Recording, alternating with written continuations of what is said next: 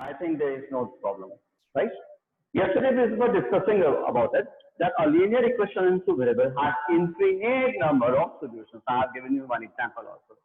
That when we say that x plus y is equal to 10, then what can be the values of x and y are all the solutions of this problem or this equation, you know?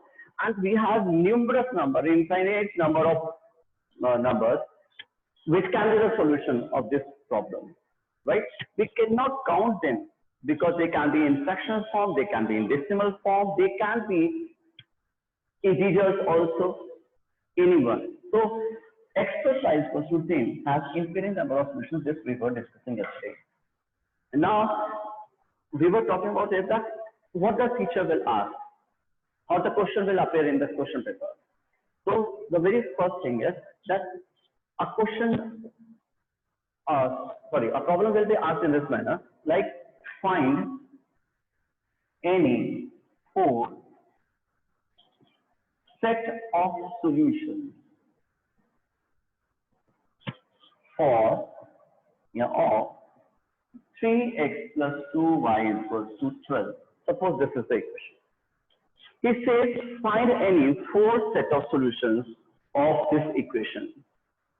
Now here we should be clear about it, that why the teacher or the book is saying any four, any two, any three, any four, any five, six, seven, कितने मांगेंगे? Infinite number of solutions हैं.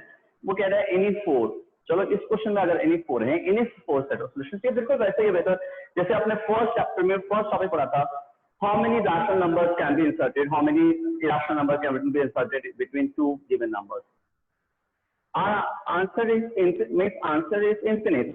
We can have infinite number of numbers between two numbers, given numbers, irrational numbers, rational, सारे के सारे infinite हो सकते हैं. वैसे यहाँ पे है. So we can have infinite number of set of solutions to this equation. तो वो क्या कहेंगे? कोई ना कोई किसी any four, जैसे इस क्वेश्चन में उसने रिस्ट्रिक्ट कर दिया any four कि कोई चार सॉल्यूशंस बता दो, ठीक है? अगर आप वर्बल कर सकते हैं तो वर्बल कर लीजिए, नहीं तो आप इसका सॉल्यूशन कैसे निकालेंगे वो मैं समझा रहा हूं आपको. क्या प्रॉब्लम है अपनी? हमारी इक्वेशन है 3x plus 2y is equals to 12. चलो मान लेते हैं late x is equals to 0 हो.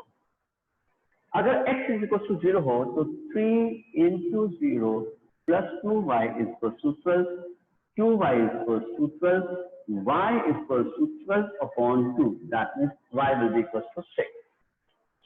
What is this? A set of solutions. If x is 0, y is 6. This is what? This is one of the solutions. One of the solutions. Why we are saying this is not the point? Because we are having infinite number of solutions. So infinite number of solutions में से एक solution ये है.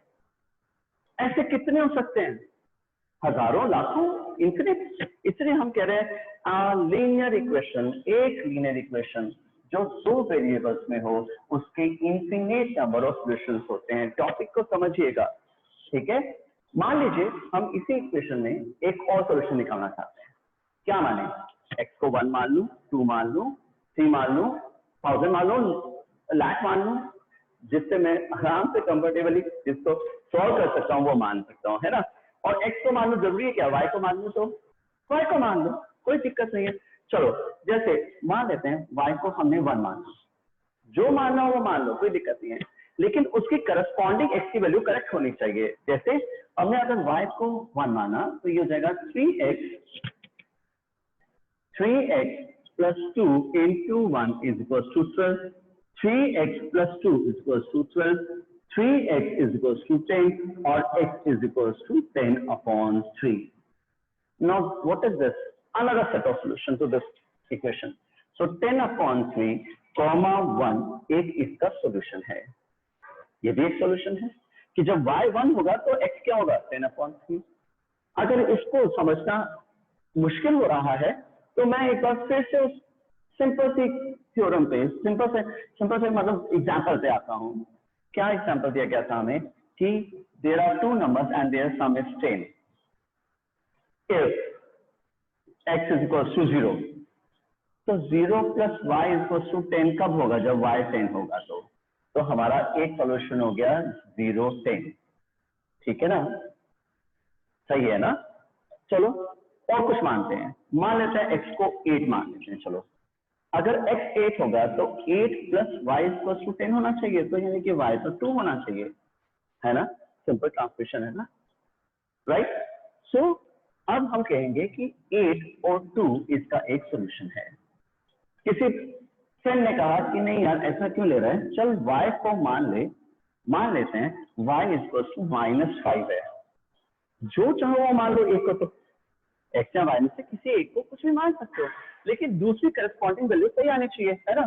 तो मान लेते हैं if y equal to -5, so x plus -5 is equal to 10, y की जगह -5 लिख दिया अपन ने, तो x इक्वल टू 15 होना चाहिए, क्योंकि 15 -5 भी तो 10 होता है। तो जिस भी वैल्यू के लिए the statement becomes true are the values of x and y, the values of x and y for which the statement is true are the values of x and y. So one of the answer is 15 minus 5. This pair is also a set of solution of this problem, isn't it? So हमें कोई भी line दे दी जाए और उससे हमसे कहा जाए कि इसकी कोई भी मतलब 4, 5, 6 कितने जो मर्जी पूछ लो वैसे तो, लेकिन ज्यादा से ज्यादा 4 तो 5 है ना।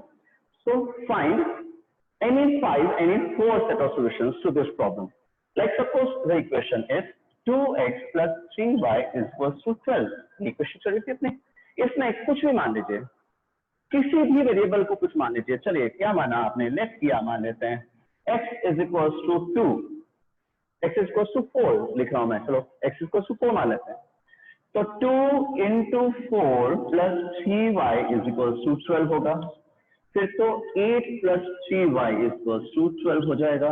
इसका मतलब 3y equals to 4 होगा और y जो है वो 4/3 होना चाहिए। चेक कीजिए ट्रांसलेशन सही है ना।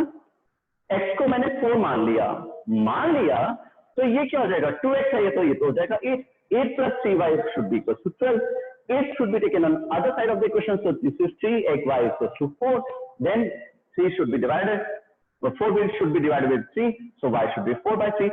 So one of the solution is 4, 4/3 also.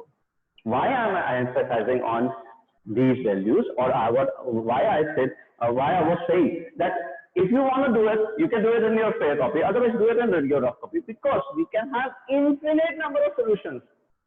तो ऐसा क्यों ना कि सर मैंने जैसे x इक्वल टू 4 लिया तो आप भी x इक्वल टू 4 लें, क्यों, आप कुछ भी लो ना, लेकिन एक वेरिएबल की वैल्यू कुछ भी लो, दूसरा कुछ भी ऐसे मर्जी से नहीं, है ना। ऐसा नहीं कह सकते हम कि सर आपने कहा था कुछ भी ले लेना, जैसा कि कल की कंफ्यूजन हो रहा था, x plus y equal to 10, sir आपने तो कहा था कुछ भी लेना, तो मैंने ले लिया 5 और 6, और 5 और 6 10 नहीं होते, इसका सॉल्यूशन, तो इसका एक सॉल्यूशन है भी नहीं। अगर आपने x माना है तो y क्या होना चाहिए, 4, अगर आपने y को 6 मान लिया है, सॉरी तो y क्या होना चाहिए 5, अगर y को 6 मान लिया तो x क्या होना चाहिए 4, राइट। लेकिन वो ऐसी वैल्यू जिनका सम 10 हो वो कितनी होंगी, इंफिनिट होंगी।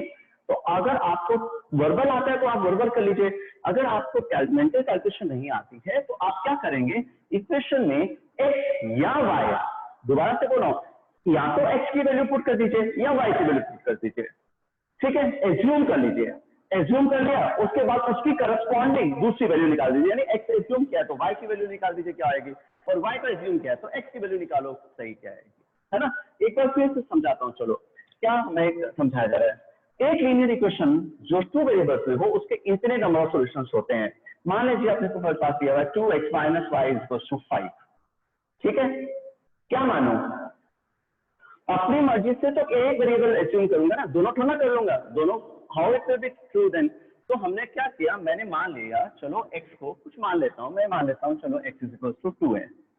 अगेन ये मेरी मर्जी है कि क्या मानता हूं, मैं लाखों और हजारों में भी मान सकता हूं, लेकिन बेवकूफी होगी ना, मेरी कैलकुलेशन खुद ही बढ़ जाएगी, ज्यादा हो जाएगी, सेट ऑफ सॉल्यूशन तो सही निकलेगा, कोई दिक्कत नहीं है, क्योंकि we have infinite number of set of solutions, right.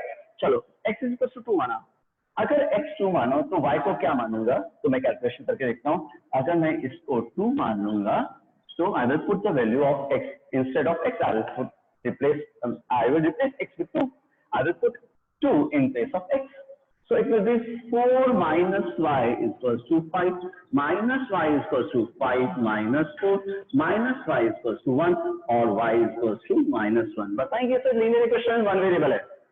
Since 6th class we are learning how to solve it. No variable on one side, constants on another side. बहुत simple. x की जगह आपने 2 पुट किया, आपने assume किया था इसलिए. अगर ये 2 एज्यूम करेंगे तो ये जाएगा 4. 4 आपकी दूसरी साइड जाएगा, अगर राइट हैंड साइड में जाएगा तो ये हो जाएगा -4, 5 minus 4, 5 minus 4 is 1, so minus y equals to 1. That means what is y equals to? -1. So what we are saying is 2 and -1 is one of the solution. Is one of the solution of this equation. Why we are saying so? क्यों कह रहे हैं अपन ये इसका solution है? क्योंकि for 2 and -1 the statement is true. 2 into 2 minus -1 is equal to 5 होना चाहिए. चेक कीजिए मैंने क्या किया. x और y की जो वैल्यू ली थी ना, आपको याद है ऐसे आप करते थे find the value of x in one variable. तो जब x की वैल्यू निकालते थे तो आप उसको सब्स्टिट्यूट करते थे इक्वेशन में, और जब आप सब्स्टिट्यूट करते थे तो वेरिफिकेशन होता था, left hand side equal to right hand side होता था. हम कहते हैं ठीक है जी हमारी x की वैल्यू बिल्कुल सही आई है. वैसे ही है, हमने x और y की वैल्यू ये निकाली थी 2 और -1. तो x की जगह लिखा 2, y की जगह लिखा आपने -1, तो जाएगा 4 + 1 = 5. क्या 5 = 5 होता है? यस. तो इसका मतलब ये इसका एक सॉल्यूशन है. Because for this point, for this solution the equation is holds true. The equation holds true. Equation सही है. लेफ्ट हैंड साइड और राइट हैंड साइड सही हो जाते हैं. कब? जब x को 2 मानते हैं और y को क्या करते हैं? -1 पुट करते हैं, एज्यूम करते हैं, है ना. चलो इसी तरह से एक और सेट ऑफ सॉल्यूशन निकालते हैं. चलो क्या माने, x या y में से किसको जो मर्जी माना हो मान लो. मान लेता हूं, चलो y को मैंने मान लिया 10. क्या करूंगा? 2x - 10 = 5, क्योंकि y को मैंने 10 माना था. ठीक है, ये हो जाएगा 2x - 10 = 5. 2x = 5 + 10, 2x = 15, x = 15/2. या इसे मैं 7.5 भी लिख सकता हूं. 15/2 या 7.5 लिख सकते हैं ना इसको. चलो ये तो मेरे हो गई एक बात, यानी मेरे हिसाब से 15/2 और 10 इसका एक आंसर होना चाहिए. क्या ये इसका आंसर क्यों है? क्योंकि ये जब x की वैल्यू 15/2 होगी और y की वैल्यू 10 होगी तो उसको सॉल्व करने से लेफ्ट हैंड साइड और राइट हैंड साइड इक्वल हो जाएंगे. इसका मतलब वो इसका सॉल्यूशन है. ठीक है, ये केवल चेक करने के लिए अभी मैं कह रहा हूं. अगर वो चेक करने के लिए बोलेगा तो चेक करेंगे, नहीं तो हम चेक नहीं करेंगे, कॉपी में नहीं करेंगे ऐसे. Right, we will take out the values of x and y simply when we will be confident on our values. ये मैं समझाने के लिए रिप्लेस कर रहा हूं कि आपको समझ में आए कि हम क्या निकाल रहे हैं. एक वैल्यू, एक x और y का पेयर निकाला अपने, जिसके लिए ये स्टेटमेंट ट्रू है. क्योंकि देखिए 2 हमने कहा 15/2 तो है x, माइनस y और माइनस हमें y की जगह लिखना चाहिए 10, क्योंकि हम कह रहे हैं कि y होना चाहिए 10. सिंपल. इस इक्वेशन में x की वैल्यू को मैंने कहा 15/2, y की वैल्यू को बोला था 10, तो मैंने इसको वैल्यू को रिप्लेस कर दिया. देखिए ना सिंपल सी एक बात, 15 - 10 = 5 ही तो होता है, और ये एक ट्रू स्टेटमेंट है. ये इसलिए इसका एक सॉल्यूशन है. सही है. ऐसे कितनी वैल्यूज हो सकती है हमारे पास में? ऐसे हमारे पास इनफिनिट नंबर ऑफ सॉल्यूशंस हो सकते हैं. इसीलिए कहा जा रहा है कि कॉपी में जो क्लास में एग्जांपल या इक्वेशन कराई जा रही है वही आप करें, ऐसा जरूरी नहीं. जो कॉपी में या इस क्लास में जो एग्जांपल के साथ में x और y की वैल्यू ली जा रही है वही लिखें, जरूरी नहीं. आप अपने सॉल्यूशंस निकालो ना, आप अपने लिए सॉल्यूशंस निकालो. और कितनी सॉल्यूशंस की चॉइसेस आपके पास? हजारों चॉइसेस हैं. तो आप किसी को कॉपी क्यों करते हैं? क्लियर है बच्चे? चलो एक और एग्जांपल लेते हैं. -x + 3y - 6 = 0 है. चलो ठीक है. अब मैं आप में से किसी से एक से पूछता हूँ कि x और यहाँ infinite number of solutions. For each and every solution, the statement holds true. That's why these are the set of solutions of this equation. हम मर्जी या गप्पे नहीं हाँ करें कि x को कुछ भी मान ले, चल y को कुछ भी मान ले. हमने जब ये कहा कि the cost of a pen and a pencil is 10 rupees, together is cost 10 rupees, तो हमने ये नहीं कहा अच्छा मम्मी पेंसिल आई 10 रुपए की और पेन आया 40 रुपए का। मम्मी फटाक से पकड़ लेगी हमारा झूठ। बेटा अभी तो कह रहा था 10 रुपए में लाया हूँ पेन और पेंसिल, अब कह रहा है 10 रुपए की पेंसिल है 40 रुपए का पेन है। तो बेटा 10 प्लस 40 10 तो होता नहीं, तो हमें कपे अगर मारनी है तो थोड़ा सा सोच के मारनी पड़ेगी ना।